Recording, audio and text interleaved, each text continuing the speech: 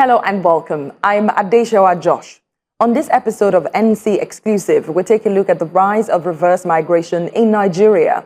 According to the United Nations International Organization for Migration, about 50,000 Nigerian migrants stranded in Libya, Niger, Mali, and other countries in the region have chosen to voluntarily return in nearly a decade. Last year, nearly 9,000 Nigerian migrants chose to come back home, making it one of the largest voluntary returns in the last decade, facilitated by the IOM.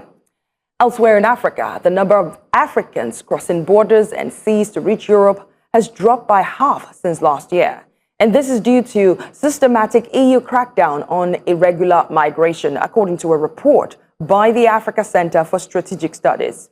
As a result, we are now seeing a steady increase in reverse and intra-continental migration. But bear in mind, the majority of African migrants don't actually leave the continent. They migrate within Africa. Just less than 1/3 of all African migrants live in Europe. As the United States and other Western countries continue to implement tighter immigration policies, what will the impact of a surge in voluntary migrant return to Nigeria be? And is Africa prepared for the looming uptick in intra-continental migration? Sharon Dimanche, International Organization for Migration's Chief of Mission in Nigeria, joins me now to answer these questions and more. Thank you for speaking to News Central. Thank you very much, Adeshawa, for having me. So, as of last year, more than 56% of Nigerians were asked if they had an opportunity to travel out of the country, will they take it? They said yes. How do you explain the contradiction in the country's migration trend as in voluntary return and people still wanted to leave? Yeah, thank you very much, Adeshawa, for that question. It's a good one. One, I'll start by explaining the fact that migration is part of human history.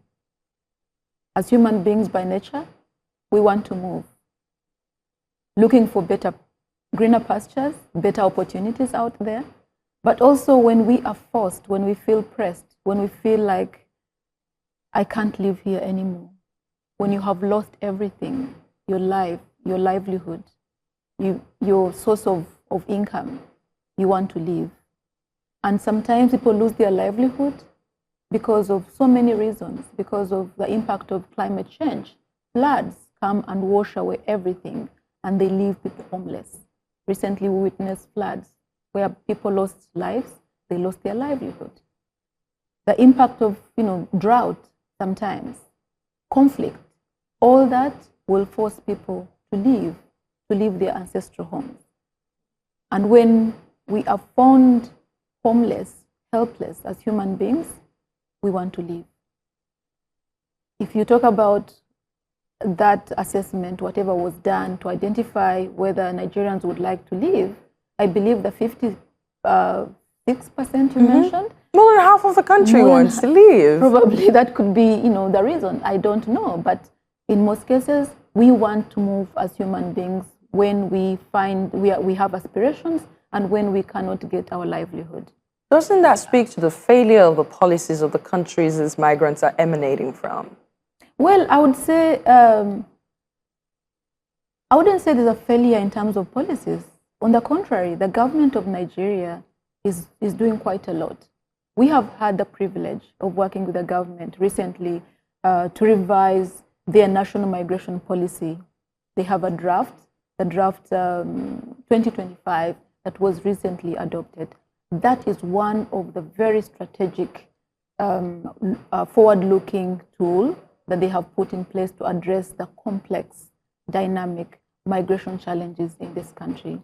And why am I saying it's very strategic and forward-looking? Because it's very clear. They have clarified their key priority areas. One is on diaspora engagement.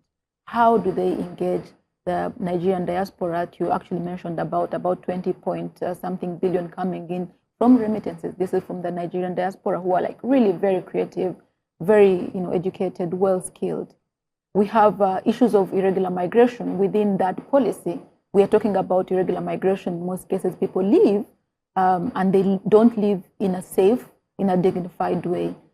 They are pushed either by traffickers or smugglers who want to take advantage of the very vulnerable. But we also look into issues of migration governance and border security. All those are being reflected into this national migration policy. But the other aspect, which is very critical, is the fact that the policy is aligned with the Global Compact on Migration and the 2030 Agenda for Sustainable Development. For the very first time in the Global Development Policy, we see that migration is being embedded into the 2030 Agenda for Sustainable Development under Goal 10 on reducing inequality. So it means you're trying to promote and benefit from migration, leverage migration for development.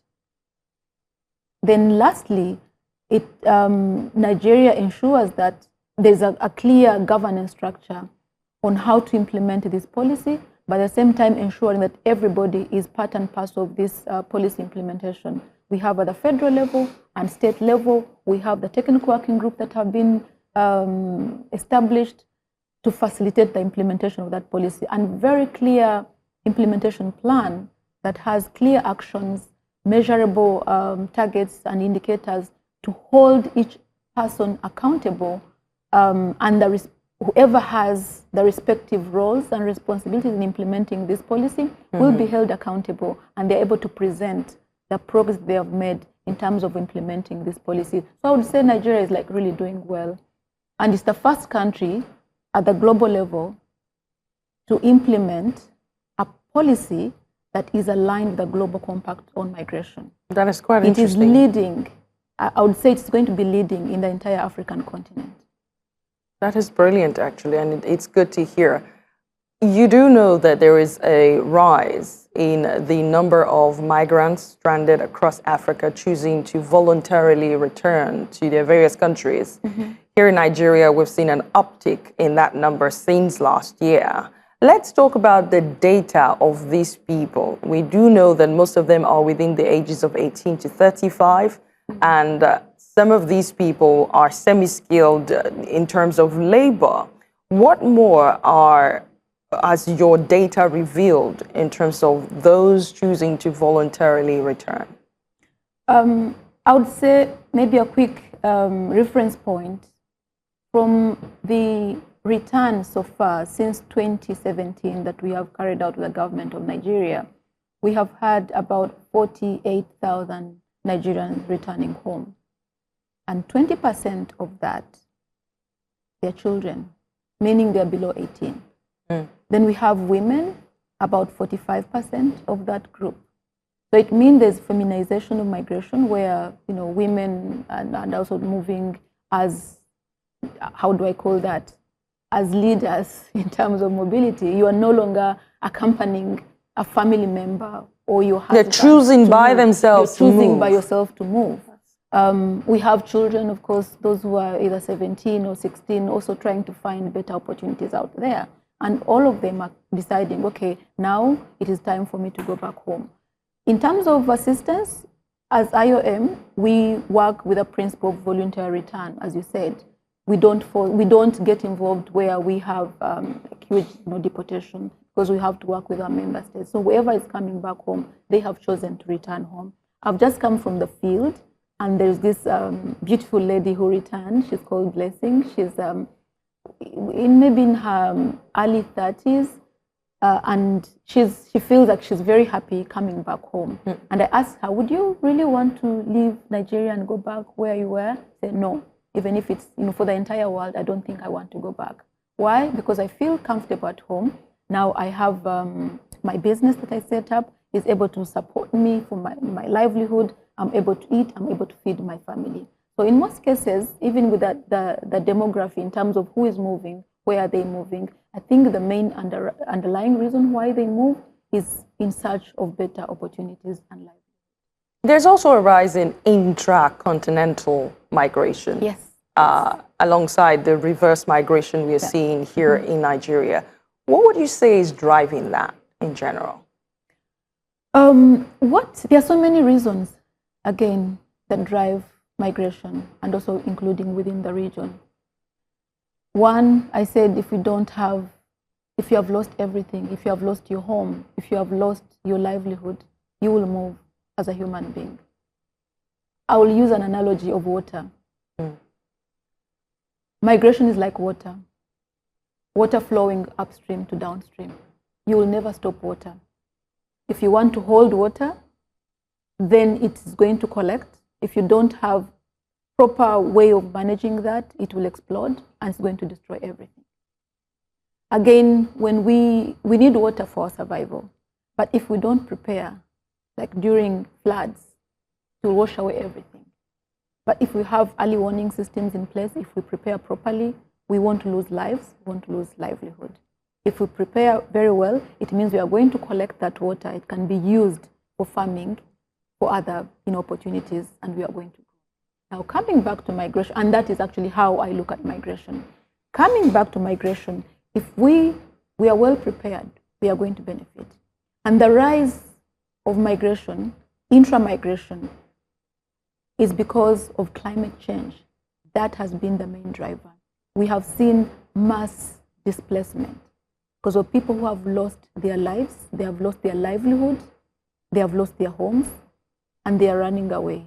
They're trying to find better ways where they can live, either because of floods, because of droughts. We have seen conflict within the region on the rise, and that is leading to massive displacement. We have seen, peace-building related intervention where you have different stakeholders trying to address and ensure social cohesion. And that is because, again, of the conflict, resource-based conflict, where we have limited resources. Political instability also within the region. But also the porous nature of our borders, where the smugglers and traffickers tend to take advantage of the porous borders within the region. Our borders were done in an arbitrary way by colonialists. And that is maybe, I would say, a legacy that we continue to struggle with as Africans. But fortunately, on the other hand, we see the intra-continental mobility, which is very helpful in terms of trade, and we are benefiting from that. Like Nigeria here is leading on the ECOWAS front. You are hosting ECOWAS, and that's on the free movement, on trade facilitation. So the regional integration is very critical. It's benefiting the entire Africa. And I think this is the narrative I would like us to also look into. Not everyone who lives from, let's say, Nigeria or from the African continent, they actually want to go to Europe. They want to go to the global north. I mean, there's statistics to back that up. Yes, exactly. That Africans move within Africa more than they actually go to Europe. Exactly. Only a handful. And that's where we want you, as the media, to help us to change that narrative, to let people know that indeed, if we cooperate in Africa, we look at the African Continental Free Trade Area Agreement, we look at all these regional frameworks like the ECOWAS, we look at the IGAD, we look at within ECOWAS, then it's very, very helpful that we collaborate as African member states to facilitate mobility within the region. It's going to be safe, it's going to be regular, it's going to be very helpful in terms of development. You said something over and over again that African governments need to prepare because the trend we're now seeing in terms of intra-continental migration and reverse migration is probably going to increase or over the years.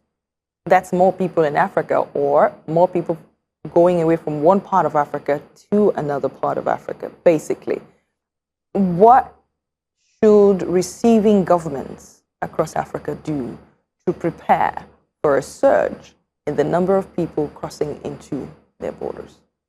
Yeah, thank you very much, Adeshwa, for that question. We are working with our member states to ensure that they have an end-to-end system or strategies in place to facilitate return of migrants. But not just return. When people think about leaving their country, how have they left? You need to live in a more prepared way because you're looking at leveraging migration for development. So you need to have a comprehensive strategy on migration for development. When you start thinking to leave, how are you living? Where are you living? What are you actually going to do?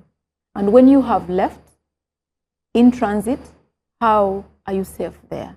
When you are in the countries of destination where you're going to work, how are the working conditions? So during migration, you need to be taken care of. The portability of social skills, the social benefits, the working conditions, all those need to be taken care of. Now, when you're returning, how prepared are you? Like, fortunately, the government, all the governments are really somehow getting there. You have a social welfare fund for migrants who are returning. In Nigeria here, we're discussing to see how can they enhance, how can they put in place some systems to facilitate the return of Nigerians. We look at, starting with, first of all, the identification. Migrants who are coming in, how do you identify them? How can you provide the profiling, carry out a profiling, and know who is actually coming and how are they coming? Identifying their individual needs. Some of them come when they're sick, they have health issues, they have mental issues, so they need the psychosocial support. Now, once you've done that profiling, you're able to know what kind of assistance should you extend to them. Then that leads us to training, to reintegration support, economic and psychosocial reintegration support, where you start up businesses depending on the available opportunities, but also on what your interests are. Then we also offer community-based reintegration support, where migrants are going to, the returnees are going to benefit from, but at the same time the communities, the host communities, to address another trigger where if, say, I'm coming back home and everyone is trying to support me, then this other person assuming... How about me? How about you exactly? So we look at more integrated approach to reintegration, community-based. So whatever I am getting is benefiting you, is benefiting the entire community. And at the end of it all, we see migration, the reintegration support should be sustainable in the sense that they should look at migration as a choice, not out of desperation. You make an informed choice. And the governments are doing that. We are working with the government to have an end-to-end, starting from like an entire cycle of migration, which is actually embedded in the 23 objectives of the Global Compact on Migration. When you think about migration, how do you do that? When you're actually living, how are you living? When you are within the migration in that country, how are you living? And when you are returning home, how have you returned? Excellent analysis. And before, we're going to take a break shortly, but before we go, I want you to talk us through, and that's if there is a difference between JAPA, which you must have heard about, which is basically the middle income, highly skilled Nigerians heading out in droves to greener pastures, usually to European countries or to America. And this voluntarily, the migrants choosing to voluntarily return. I don't know if you have a word for that. Those sort of migrants, you call them irregular migrants. Irregular migrants. Is there any way to compare them in terms of the number of people returning? Yeah, majority of those who are returning, well, the JAPA, the skilled ones, in most cases, they have gone through regular channels. They are professionals. We have doctors, we have engineers, and those are holding like regular jobs. They're high income earners. They're high income earners. And when they choose to come back home, of course, they'll come on their own. We have the expatriates. I believe they are well-to-do and they can afford their airfares, tickets, come back home. And so we have that secular migration where people leave, those who want to leave, and then come back as professionals. But the other group, majority of those who are coming back, unless actually they have challenges for whatever reasons and they cannot afford to come back. Maybe they have lost everything and they remain stranded, or they have lost their documents. That's how we can come in and support them. And these are the people you mentioned earlier whose earning potentials are less because of the irregular migration, who are less protected because they got in the country illegally. And now we're seeing many of them not able to fulfill the dream that drove them out of the country where they used to live into this country where they hope to achieve their dreams. They suddenly realize it's not going to work. These people are coming back home in droves. Is that correct? Yeah. Now, for these other, I would call them semi-skilled or low-skilled, those who have returned that we have supported, There are those that, actually it's a mix, those that have left the country through irregular channels used by the help of smugglers or even traffickers who have trafficked them. So they become, maybe we'll have another session where we're talking about human trafficking. Definitely after the break. Otherwise it will take forever. Right. Yeah, but in brief is that some of them will use the services of a smuggler or they'll be trafficked. And then they leave, they are promised better jobs. When they get there, those jobs are not there. Right. And then they're exploited and abused. They choose to come back home. And then there are those that have gone through regular channels by, say, recruitment agencies. You get all the documents, you have everything, you have your job contract, and once you go, then you are exploited and abused by your employer. And yet you went through regular channels. Yeah. There could be some of those cases. And now once you're there, then you choose to come back home. And so we work with government to ensure that they're able to return those that would want to come back home. Now, through regular channels, why am I saying this? Sometimes the governments have really put in place some measures to ensure the protection. That's how we have those agreements. But those agreements could be further enhanced.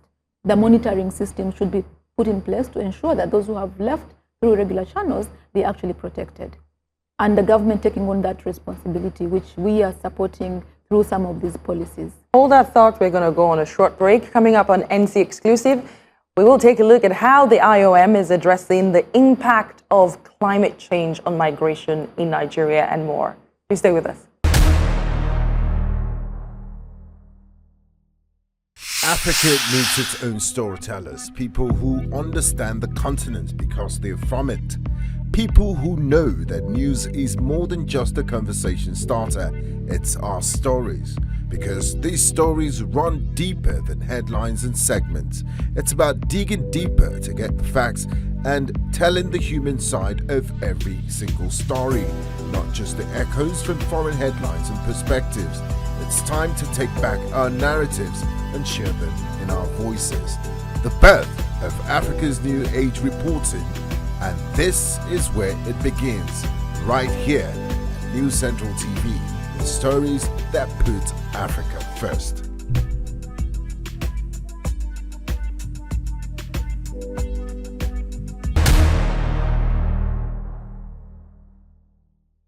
Welcome back to NC Exclusive with Sharon Dimanche, IOM Chief of Mission in Nigeria.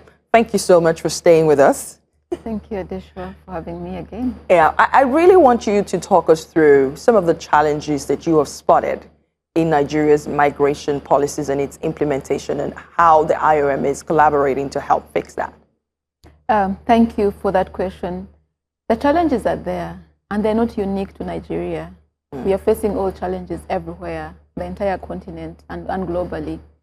But I would say mainly we would want to see, and the government is really prioritizing that. That's why they revised their national migration policy to address all those challenges.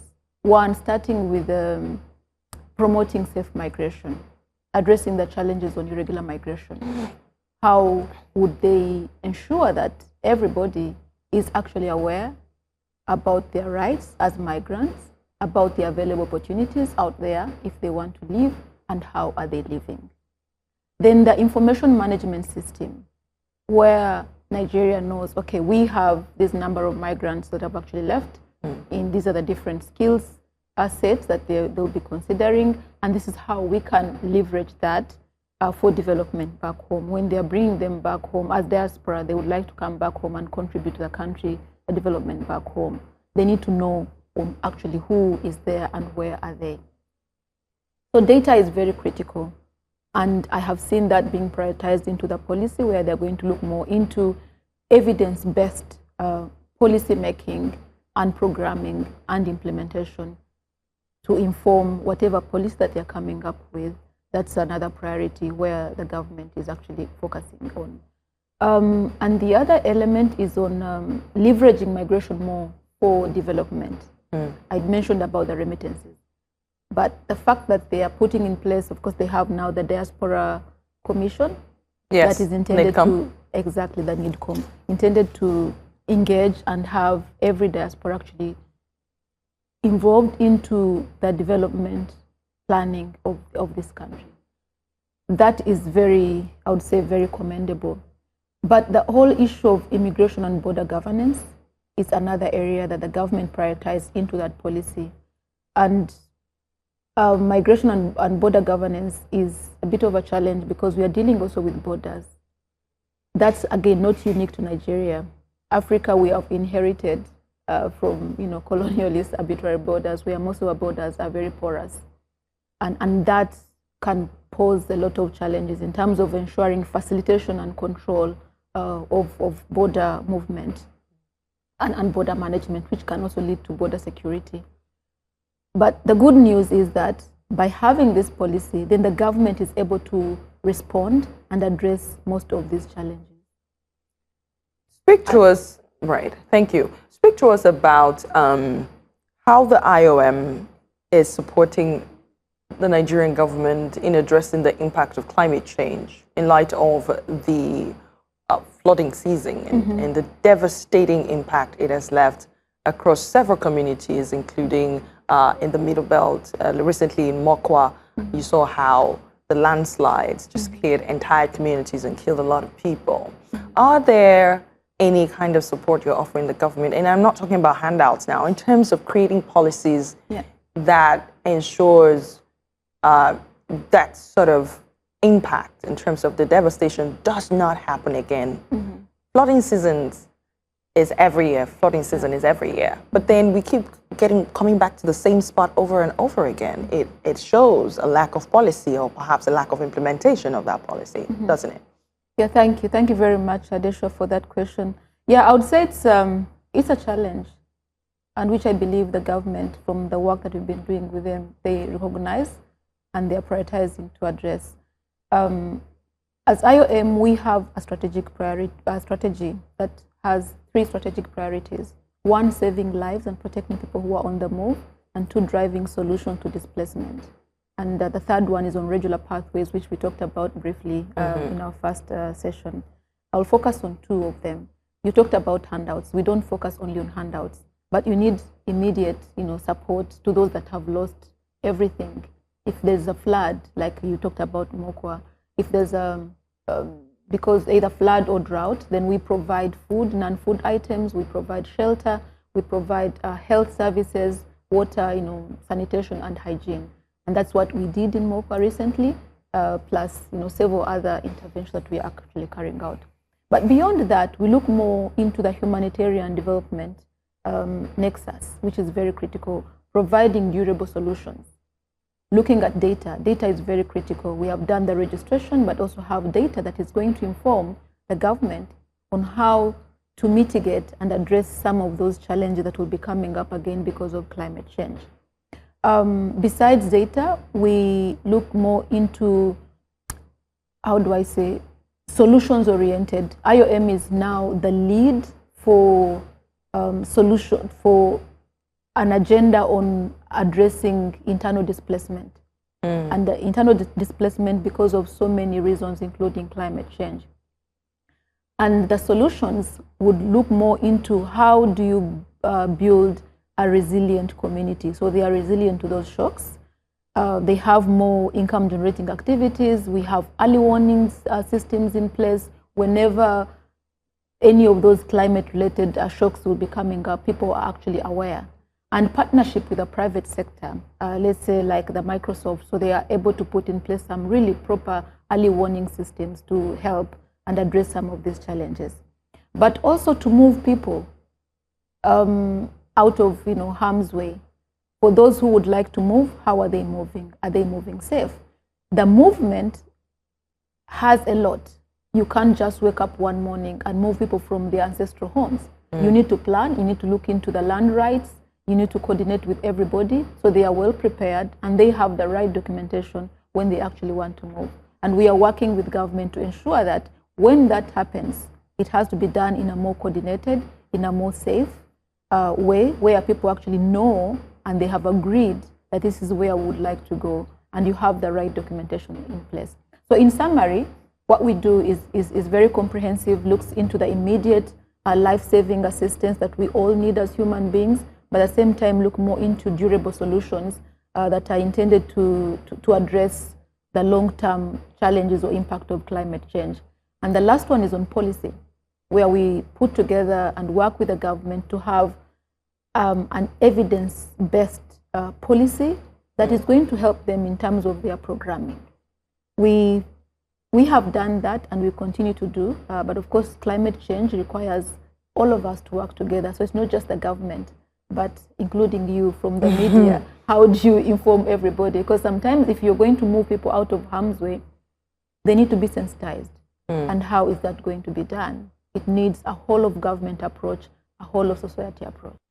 Coming up on NC Exclusive, we'll take a look at the potential impact of reverse migration on diaspora remittances in Nigeria and indeed across Africa. Please stay with us.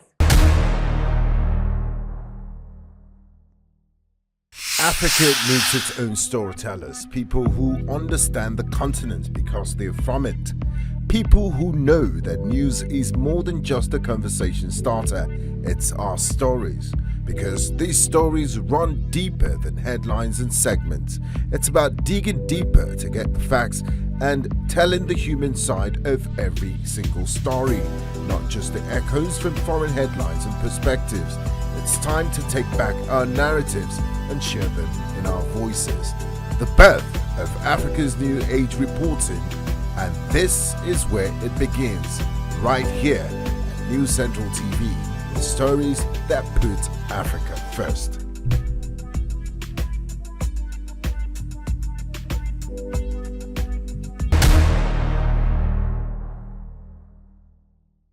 Welcome back to NC Exclusive, and we're still speaking with Sharon Dimanche, IOM Chief of Mission in Nigeria. I would like to ask you what you think the potential impact of reverse migration is likely to be on the diaspora remittances to Nigeria. Last year, we had a whopping 21 billion USD from the diaspora community. Do you think that reverse migration will make that dwindle? Thank you very much, Adesha, for that question. I would definitely say yes, reverse migration can definitely affect and have a significant impact on remittances into the country. And why is that so? Many people are returning, of course, voluntarily, but majority actually irregular migrants. And when you look at irregular migration, it means that is going to restrict or to limit the opportunities for better jobs, well-paying jobs. It means people will travel in a clandestine manner and work undercover, and whatever they receive as their pay is through brokers, through middlemen. By the time they receive their final pay, it is probably half of what they're actually supposed to be receiving. And that will have an impact on what they're sending back home. But at the end of it all also, in terms of reverse migration, people have left through irregular channels. It means there are even fewer opportunities. Why are they coming back home? Because they cannot continue staying where they have been because they don't have the right papers and they have to be forced to come back home. And that ultimately, if there are no measures that are put in place to address that, it will continue to affect, it will have an impact on remittances. But generally, I would like to mention that it depends on where that is happening, because majority of mobility within Africa is intra-continental. Africans are moving from one African country to the other, and that is significantly contributing to the remittances in the respective countries in Africa. So we have a lot of global south mobility, which the governments have to tap into through the frameworks that they have put in place, like the African Continental Free Trade area, which is like very critical in facilitating mobility, in facilitating trade, in facilitating free movement that will subsequently increase the remittance. So it's a yes and no response to that question. The U.S. is considering putting a ban, a visa travel ban on Nigeria. What are your thoughts on that, and how do you think that would shape migration from and to Nigeria? Thank you for that question. I'll start by saying that as IOM, we respect our member states on their respective policies as sovereign state, as far as putting in place policies that will ensure that, according to them, will ensure that there is national security. And for us, we support and we respect the government policies as far as that is concerned. Now, what does that mean? It means there are very limited opportunities for people to move. People have been moving for different reasons, for medical reasons, for education, for work. And if there is restrictions in terms of movement, that is going to be subsequently cut out. That's one. But two, I think it can potentially increase irregular migration, because opportunities for safe and regular migration will have been restricted, will have been reduced, and people will not have chances of leaving should they want to leave. But at the end of it all, again, we come back to the assurance from numbers. Numbers don't lie. Research, the studies that we have had on the intra-continental mobility, which we are assured of that indeed most Africans are moving within the region. So I would say in the long run, maybe we might not see a huge impact in terms of even of remittances as a whole. And finally, what are some of the notable success stories of IOM support for the returnees in terms of reintegrating them back into a system they once fled?